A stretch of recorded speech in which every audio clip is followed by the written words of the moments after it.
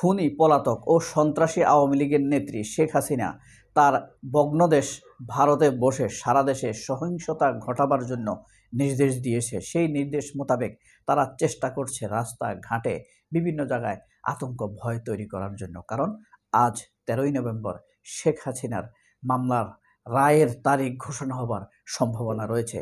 এই উদ্যোগেই এর প্রাথমিক সূচনা হিসেবেই এনসিপি ভবনের সামনে 10 তারিখে রাতে ককটেল বিস্ফোরণ ঘটানো হয়েছে। পুরান ঢাকায় একটি গাড়ি পুড়িয়ে দেওয়া হয়েছে এবং চাঁপাইনবাবগঞ্জে একটি বাস পুড়িয়ে দেওয়া হয়েছে। এরকম সর্বমোট গতকাল রাতে 17টি বাসে আগুন দিয়েছে সন্ত্রাসী নেত্রী শেখ হাসিনার নির্দেশে। কিন্তু তার এইসব থামানোর জন্য সুন্দর একটি টেকনিক বাতলে দিয়েছে ইলিয়াস হোসাইন এবং পিনাকি ভট্টাচার্য। ইলিয়াস এবং পিনাকির এই উদ্যোগ ও অ্যাকশন এর আগে সফল হয়েছে। শেখ হাসিনা এর আগে যখন বলেছেন তিনি চট করে ফিরে আসবেন এই সেই করে মানুষকে আতঙ্ক লাগাবার চেষ্টা করেছে, তখন মানুষ তো আতঙ্ক ভয় পায়নি, বরং 32 নম্বর গিয়ে 32 নম্বর পুরো বাড়িটা ভেঙে দিয়েছে। এখন পিনাকি ভট্টাচার্য গতকাল তার ফেসবুক স্ট্যাটাসে বলেছেন আওয়ামী লীগের যে কার্ডগুলো আছে সেগুলো ভেঙে দিতে হবে, শেখ মুজিবের মূর্তি টুর্তি কোথায় আছে সেগুলো ভেঙে দিতে হবে, তাহলেই এদের এটা থামবে। কারণ সেই 32 নম্বর ভাঙার পর প্রায় 6 মাস আওয়ামী লীগ কোনো ফাইজলামি করার সাহস পায় নাই, মানুষের উপর আক্রমণ করার সাহস পায় নাই। এখন পিনাকি ভট্টাচার্য বলেছেন যে এবার 32 টঙ্গিপাড়াকে জয় বাংলা করে দিতে হবে। আর ইলিয়াস হোসেন বলেছেন বুলডোজার এনে 32 নম্বর বাঁকিটা ভেঙে দিতে হবে। এদিকে ডঙ্গবীর, রঙ্গবীর, চঙ্গবীর টাউট কাদের সিদ্দিকী, ভারতের দালাল কাদের সিদ্দিকী বলছে আওয়ামী লীগকে নির্বাচনে না করতে দিলে সে নাকি নির্বাচনে যাবে না, 14 দল নির্বাচনে যাবে না। এটা তো আরও স্পষ্ট হয়ে গেল, এই 14 দল আওয়ামী লীগ যে ভারতীয় শক্তি, আর ওই বাস্টার্ড কাদেরিয়া সন্ত্রাস যে ভারতের শক্তি, এটা তো আমরা দেখেছি। কারণ প্রেসিডেন্ট জিয়াউর রহমানের সময় এ শিলিগুড়ি থেকে বাংলাদেশে আক্রমণ করত, সে তখন ভারতে পালিয়ে গেছে এই কাদের সিদ্দিকী, সেখানে থেকে বাংলাদেশে আক্রমণ করত, চোরাগোপ্তা হামলা করত। এখন তো আমরা আবার স্পষ্ট হয়ে গেলাম ভারতের দালাল কখনো ঠিক হয় না। এখন ইলিয়াস হোসেন যে অ্যাকশনটি দিয়েছেন এবং আরও কিছু তাদের ফেসবুক স্ট্যাটাস নিচে আরও কিছু পরামর্শ দিয়েছেন, কোন কোন জায়গায় অ্যাটাক হতে পারে, হামলা হতে পারে, বদলা নেওয়া হতে পারে, কোন কোন বিষয়গুলোকে জয় বাংলা করে দেওয়া সম্ভব হতে পারে। এই যে সহিংসতার পরিকল্পনা হয়েছে, এটা হয়েছে চট্টগ্রামে নওফেল, এই যে আওয়ামী লীগের নেতা মহিউদ্দিনের ছেলে নওফেল, নওফেলের বাড়িতে বসে এটার পরিকল্পনা হয়েছে। এর আগের মিটিংটি হয়েছিল ইসকন মন্দিরে। এই নওফেলের বাড়িটা পুড়িয়ে দিতে হবে, ভেঙে দিতে হবে।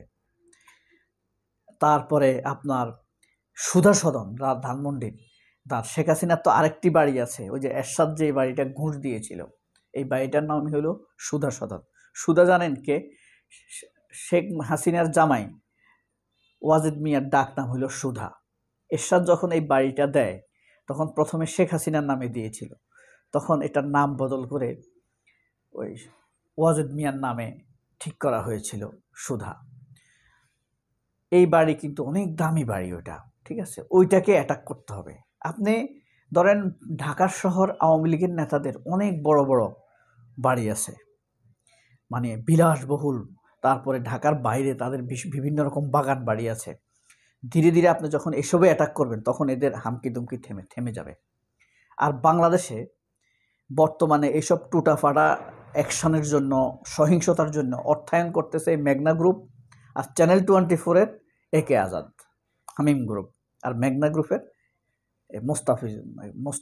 মোস্তফা কামাল, এরাই এগুলাতে অর্থায়ন করতেছে। আপনি যখন এক একটা করে অ্যাটাক করবেন তখন এগুলা থেমে যাবে। পিনাকি ভট্টাচার্য, ইলিয়াস হোসেন ঠিক এভাবেই ব্যাপারটা বলেছেন। তবে 32 নম্বরের কথা, সুধা সদনের কথা, টুঙ্গিপাড়ার কথা স্পষ্ট করে বলেছেন এবং তাদের ফেসবুক স্ট্যাটাস নিচে যারা কমেন্টস করেছেন তারা এই পরামর্শগুলো দিয়েছেন যে যেগুলো আওয়ামী লীগের পাওয়ার হাউস, কার্ড হাউস, এগুলোকে ভেঙে দিতে হবে। তারপর আপনার ছায়ানট ভবন ভেঙে দিতে হবে, প্রথম আলোকে দুর্বল করে দিতে হবে, ঠিক আছে, 71 টিভিকে তছনছ করে দিতে হবে, কলিজায় আঘাত করতে হবে। আপনি শুধু হাত পায়ে টোকা মারলে হবে না। এটা হলো পিনাকি ভট্টাচার্য যেমন, ইলিয়াস হোসেন যেমন, তার ভক্তরাও তেমন। অ্যাকশন সব, হ্যাঁ ঠিক আছে। তো এই যে আজকে আবার সকালে ইলিয়াস হোসেন লাইভে আসবে, এসেছে, আমি সেটা দেখেছি।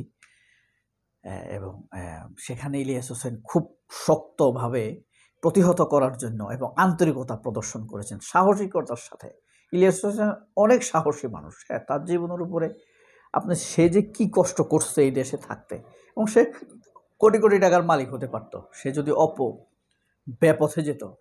পিনাকি ভট্টাচার্য এখনও কোটি কোটি টাকার মালিক হওয়ার সম্ভাবনা আছে, ইলিয়াসেরও এখনও কোটি কোটি টাকার মালিক হওয়ার কামানোর সম্ভাবনা আছে, কিন্তু বিপথে তারা যাচ্ছে না। তারা চাইছে আসলে দেশটা ভালো থাকুক, ভালোভাবে চলুক, সুন্দর একটা বন্দোবস্ত তৈরি হোক, সুন্দর একটা মানে পলিসি তৈরি হোক, সে ভালো পলিসির উপরে দেশটা ভালোভাবে চলুক, প্রবাসীরা শান্তি পাক, দেশের তরুণেরা স্বপ্ন দেখুক, হ্যাঁ, বৃদ্ধরা মর্যাদার সাথে থাকুক, ছাত্ররা ভালোভাবে নিশ্চিন্তে পড়াশোনা করুক, বেকারেরা ভালোভাবে চাকরি পাক, এরকম একটা পলিসি হোক, এটাই তারা চায়। তারা ইচ্ছা করলে তাদের নীতি নৈতিকতা বিক্রি করে দিতে পারতো শাহেদ আলমের মতো, তারা ইচ্ছা করলে তাদের নৈতিকতা বিক্রি করতে পারতো পিনাকি ভট্টাচার্যের মতো, ওই সালমান এফ রহমানের কামলা খালেদ মহিউদ্দিনের মতো। সে কি পারে না নৈতিকতা বিক্রি করে দিতে পারে? কিন্তু তারা দেশকে আমি তাদেরকে ফেরেশতা বলছি না ভাই, মানুষ তো ভুল ত্রুটি থাকবে, কিন্তু ভুল ত্রুটিটা ইচ্ছাকৃত অনিচ্ছাকৃত এটা বোঝাটা হইল বড় বিষয়। হ্যাঁ, পৃথিবীর সব মানুষকে তো আল্লাহ মেধা দিছেন, কিন্তু কে কোন কাজে মেধাটাকে খাটায় এটা হইল বড় বিষয়, ঠিক আছে? কেউ চুরি করে পয়সা ইনকাম করে না, আবার কেউ সৎভাবে কোটি কোটি টাকা ইনকাম করতেছে, এটা হইল বড় বিষয়। সেই জিনিসটি আমাদেরকে বুঝতে হবে, কে আসলে দেশের কি চায়, কার প্রত্যাশার পালস কি ধরনের, দুঃসময়ে কে কোন দিকে টার্ন নেয়। আমরা এরকম অনেককে দেখেছি, ভালো জানতাম। এই যে আপনি ধরেন এই ফারাজ করিম ছিল একটা আওয়ামী লীগের, ছিল না, খুব মানুষকে দান টান করতো, শহীদ আফ্রিদি মানুষকে প্রচুর দান টান করতো, কিন্তু যখনই মানুষ বিপদে পড়তো, ক্রস ফায়ার বেড়ে যেত, তখন এরা মানুষের বিরুদ্ধে অবস্থান নিত, মানুষের বিপক্ষে অবস্থান নিয়ে মানুষকে গালাগালি করতো তারা। এই রকম যে ভয়ঙ্কর একটা বিষয় বেইমানি, এই জিনিসটা আমরা এখন পর্যন্ত ইলিয়াস পিনাকিদের মধ্যে দেখি নাই, ঠিক আছে? বরং শাহেদ আলমরা এটা দেখাচ্ছে, মানুষ যখনই দুঃসময় থাকে। আপনি এখনও এই যে নির্বাচনের কথা এত বলছে, ডক্টর ইউনূস কমিটমেন্ট দিয়েছে ফেব্রুয়ারিতে নির্বাচন হবে, আপনি এখনও গ্রামে গঞ্জে যান, দোকানে পাল্লায় দরজায় বসে আপনি চায়ের দোকানে বসে আলাপ করেন, মানুষ বলতেছে ভাই নির্বাচনটা এখন না হইলে ভালো হয়।